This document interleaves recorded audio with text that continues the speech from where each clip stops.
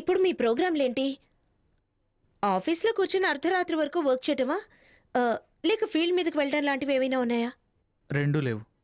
ఈ రోజంతా ఫ్రీయే. కాకపోతే ఇంట్లో ఏమీ తోచక ఇలా ఆఫీస్కి వచ్చి కావాలని పని కల్పించుకుంటున్నాను. అయితే నాతో బయటికి రావడానికి ఏ అభ్యంతరం లేదనమాట. అంటే మనం బయటికి వెళ్తున్నావా? Any problem? No problem. మరి ఇంకెందుకు ఆలస్యం, పదండి. పద.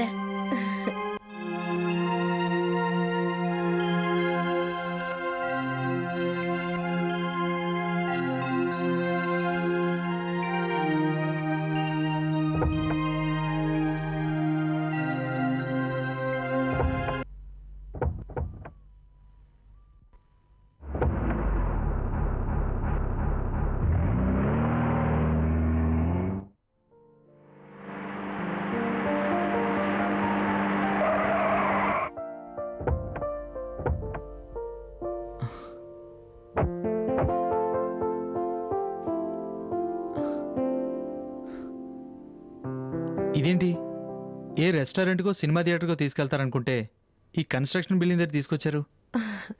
మీకొక అందమైన సన్నివేశాన్ని చూపిద్దామని. అందమైన సన్నివేశమా? ఏంటది? మరో 2 నిమిషాల్లో మీరే చూస్తారుగా. ఏంటబ్బా అది? పోనీ ఆ సన్నివేశం దేనికి సంబంధించింది? మనసుకి సంబంధించింది. ప్రతి మనిషిలోనూ మంచి చెడు రెండుంటాయి. మంచిని గ్రహించి చెడుని విడిచిపెట్టిన వాళ్ళే మనశ్శాంతిగా ఉంటారని నా నమ్మకం. మీరు మంచివారే, కానీ మీలో ఒక చిన్న లోపం ఉందని నాకు అనిపించింది. నాలో లోపమా? అవును. పదండి.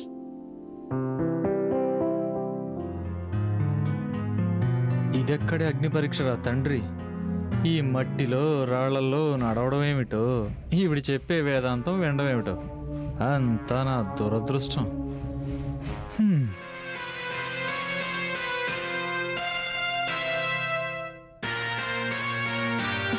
మిస్టర్ రవి, అది చూడండి.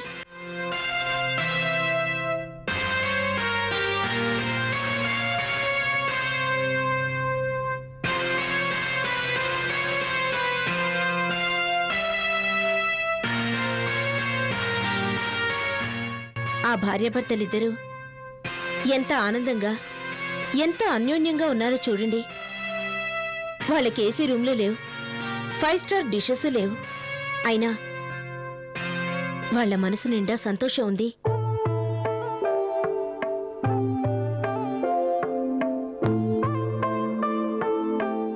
భర్త సాంగత్యంలో ఆ భార్యకి, భార్య సహచర్యంలో భర్తకి ఒక తీయని అనుభూతి. పదండి.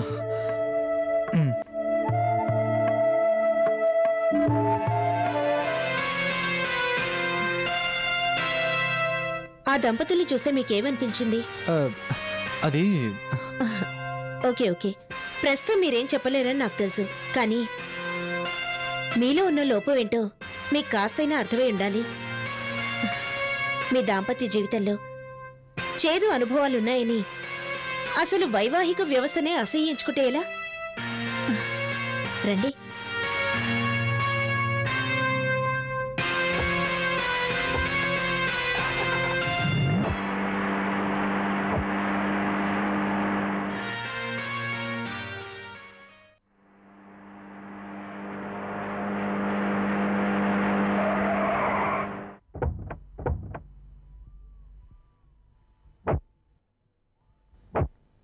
ఈ మహాతల్లి ఇక్కడేం సీన్ చూపిస్తుందో, ఏ టైప్లో క్లాస్ పీకుతుందో.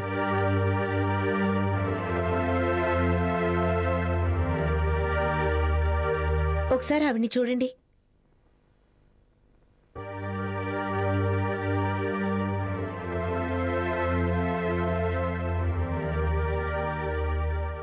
ఎవరావిడ? ఆ ఇంటి ఆవిడ. నేను రోజూ ఆఫీస్ నుండి ఇంటికెళ్లే దారిదే. ఆవిడ రోజు ఈ టైంకి ఇలా ఎదురు చూస్తూ ఉంటుంది. ఉండబట్లేక ఒకసారి అడిగాను, ఏమని? మీరెందుకు రోజు ఈ టైంకి ఇక్కడ నిలబడి చూస్తూ ఉంటారని. అందుకు ఆవిడ సమాధానం చెప్పిందా? చెప్పింది. ఏమని చెప్పింది? తన భర్త వచ్చే టైం అదేనని, అందుకే అతని కోసం ఎదురు చూస్తున్నానని.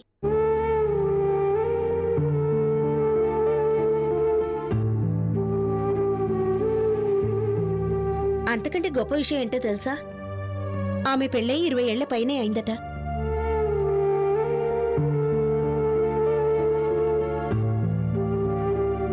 అప్పటి నుండి ఇప్పటి వరకు ఆమె అతని కోసం ఇలాగే ఎదురు చూస్తూ ఉంటుందట. చాలా ఆశ్చర్యంగా ఉంది. ఇందులో ఆశ్చర్యం ఏం లేదు రవి. ఇలా ఇంచుమించు ప్రతి ఇంట్లో భార్యలు తమ భర్తల కోసం ఎదురు చూస్తూనే ఉంటారు రవి.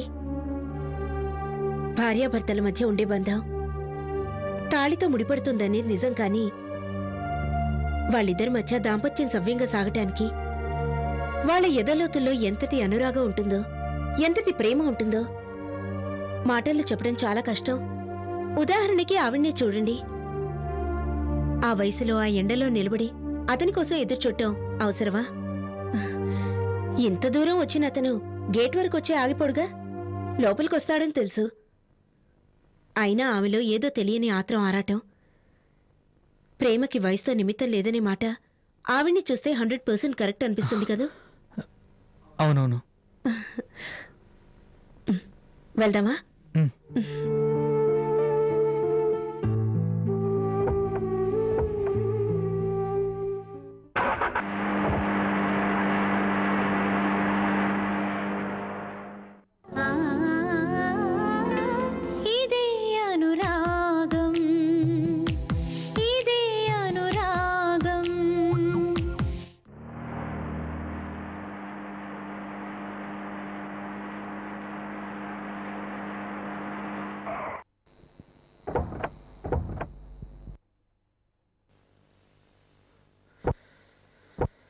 ఇక్కడేం వింత చూపిస్తుందో. ఈవిడి గారి వేదాంతం వినడం కంటే మా ఎండి గారి షంటింగ్ భరించడమే మేలు. రవి గారు, ఒకసారి అటువైపు చూడండి.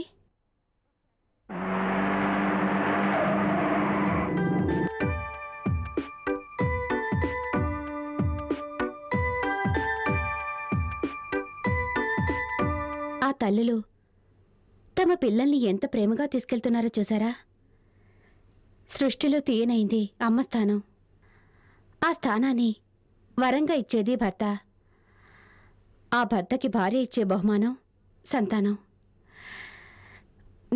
ఇవన్నీ చూస్తుంటే మీ మనసుకేమనిపిస్తోంది? జీవితంలో నేను చాలా పోగొట్టుకున్నానేమో అనిపిస్తుంది. చాలు, ఈ మాట చాలు. పదండి, మనం ఇంటికెళ్ళి మాట్లాడుకుందాం.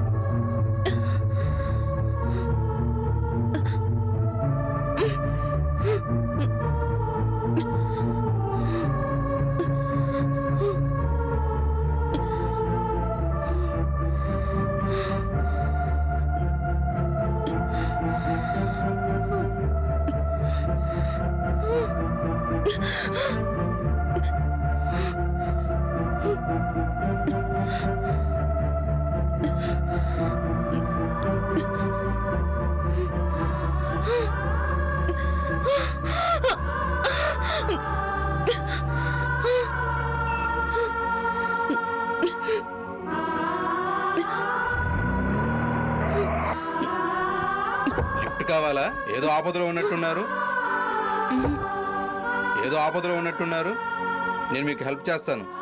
రండి, కారెక్కండి. పర్వాలేదండి, రండి. ఎక్కడికి వెళ్తావు బేబీ? వదిలిపెట్టడానికి నిన్ను పట్టుకుంది. రా, ఎక్కడికి వెళ్తావు? రా, అంత తేలిక వదులుతాను నిన్ను. రావే.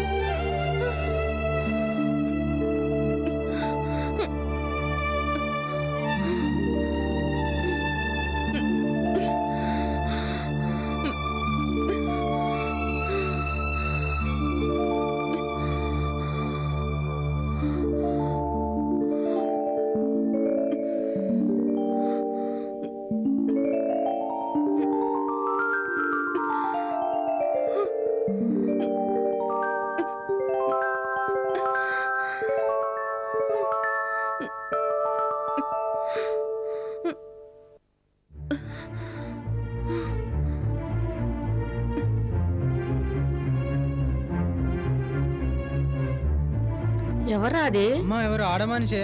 అయ్యో పాపం, అయ్యో అయ్యో అయ్యో, ఏటైపోనాది? ఎవరమ్మా నువ్వు? ఇట్లా పడున్నావే? అయ్యో, ఏటైపోయిందో ఏమో, యాడ్నుంచి వచ్చిందో ఏమో. అయ్యో, మెల్లిగా అమ్మా, మెల్లిగాలే తల్లి. అయ్యో అమ్మ తాడా నీళ్ళు అడుగుతుందే. తాళం తీసి చెంబుతో నీళ్ళెట్టుకురారా. అట్టాగే.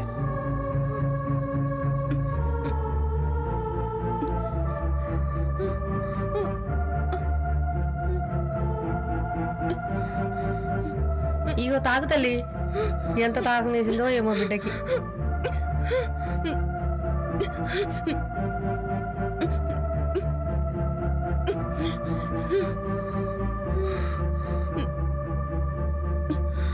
ఏటమ్మా చూస్తే అయినోళ్ళ పిల్లలా ఉన్నావు, ఏటైనా అదేటి?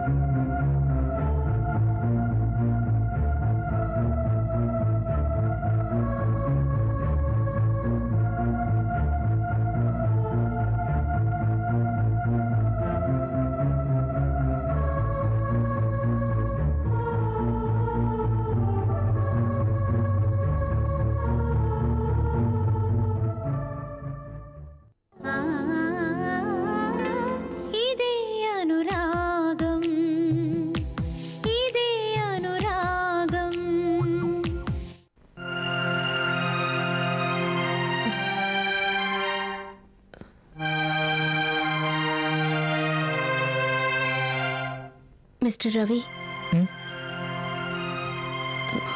ఏంటి ఆలోచిస్తున్నారు? ఆలోచించట్లేదు. ఇన్నాళ్ళుగా నా మనసులో ఉన్న సందేహాల ముడుల్ని మీ మాటలతో విప్పుకుంటున్నాను. Very good. నాకు కావాల్సింది అదే. మీరు మీ సందేహాలకు దొరికే జవాబుల్ని పాజిటివ్గా ఉండేలా చూసుకోండి. అప్పుడు మీ మనసులో భారం పూర్తిగా పోతుంది. అలా పోగొట్టుకోవాలని నాకు ఆశగా ఉంది. కానీ నేను గతంలో చాలా డిస్టర్బ్ అయి ఉన్నాను. అందుకేనేమో ఎన్ని విధాలుగా ఆలోచించినా పదే పదే ప్రశ్నల సుడిగాలు, జ్ఞాపకాల తుఫాన్లు, తరిగిపోని చీకటి, కావలసినంత బీభత్సం, వీటన్నింటితో ఎదురు ఏదో అలజడి, ఏదో కలవరం. రవి గారు, అవన్నీ గతం తాలూకు చేదు జ్ఞాపకాలు. వాటిని మీరు మర్చిపోవాలి. ఇప్పుడు మీ ముందు ఎంతో అందమైన భవిష్యత్తు ఉంది. దాన్ని ఎలా తీర్చిదిద్దుకోవాలి అని ఆలోచించండి. ప్రపంచంలో అందరు మగాళ్ళు మంచివాళ్లే అయ్యుంటారా? అలాగే ఆడవాళ్ళు కూడా. ఆడవాళ్ళంతా మీ భార్యలాగే ఉంటారని అందరూ అభిప్రాయపడితే అసలు కుటుంబ వ్యవస్థే ఉండదు. అసలు సృష్టి శూన్యం అవుతుంది కాదంటారా? అసూయామయ జీవితం అంటుకున్న అడవి లాంటిది. అది కాలుతో పోతుందే కాని ఆరిపోదు. అందుకే ముందు మీ మనసులో ఉన్న ఆ అసూయని పక్కకి పంపించేయడానికి ట్రై చేయండి.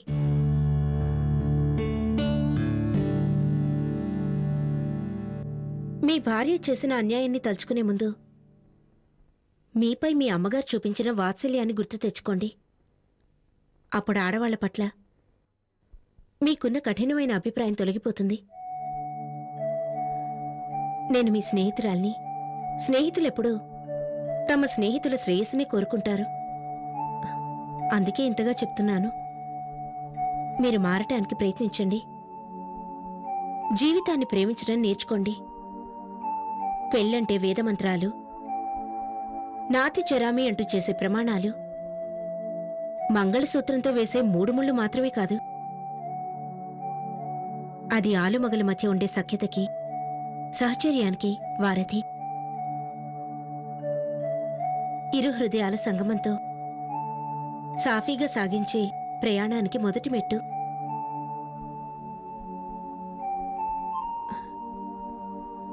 ఏంటండి, నేను చెప్పే మాటలు వింటున్నారా?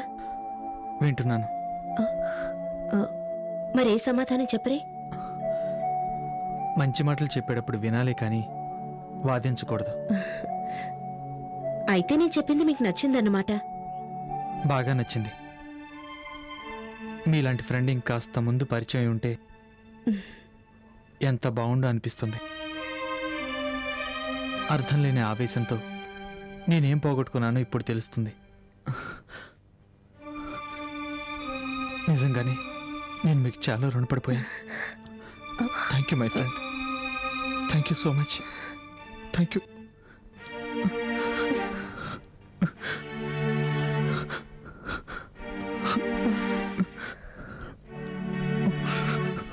It's okay Ravi.